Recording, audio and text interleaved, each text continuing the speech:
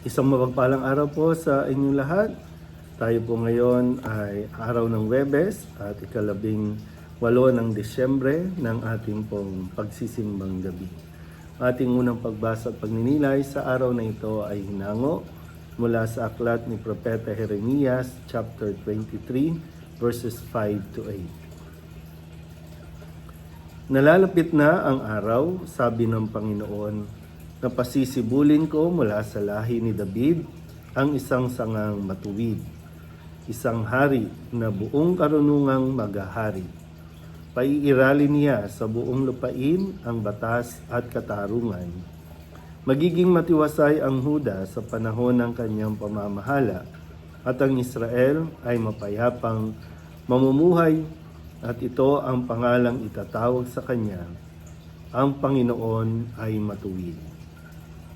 Sinasabi ng Panginoon, darating nga ang panahon na ang mga tao'y di na manunumpa ng ganito.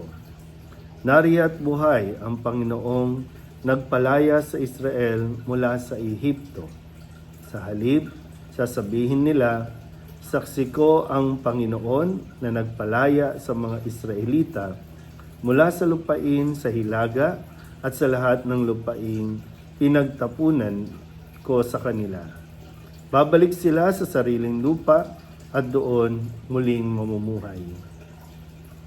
Ang salita ng Diyos. Muli po, isang mapagpalang araw sa inyong pong lahat. Ikatlong araw na po tayo ng ating pagnanabena. At ngayon po ay matutunghayan natin sa araw na ito, maririnig natin ang pangalan ni San Jose na pinili ng Diyos para maging asawa ni Maria at inatasang maging ama ni Hesukristo dito sa lupa. At ito po yung maganda na mapagtuunan natin ng pansin na bahagi ng ating pong pinagninilayan. Sabi nga po sa aklat ni Propeta Jeremias, dito sa ating pong unang pagbasa, na kung saan ay pasisibulin mula sa lahi na David ang isang matuwid. At dito, ipapakilala din na si Jose ay isang taong matuwid.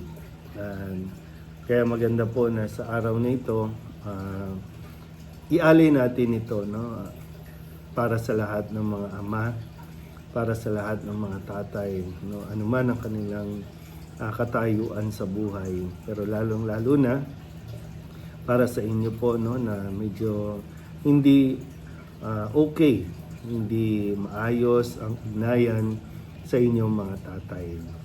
Maganda po na maintindihan natin ang kanilang sitwasyon, ang kanilang nararamdaman, lalo tigit ang kanilang mga pinagdadaanan. Bagamat talagang nahihirapan din tayong intindihin sila dahil sila ay nananahimik, halos ayaw magbahagi ng kanilang damdamin.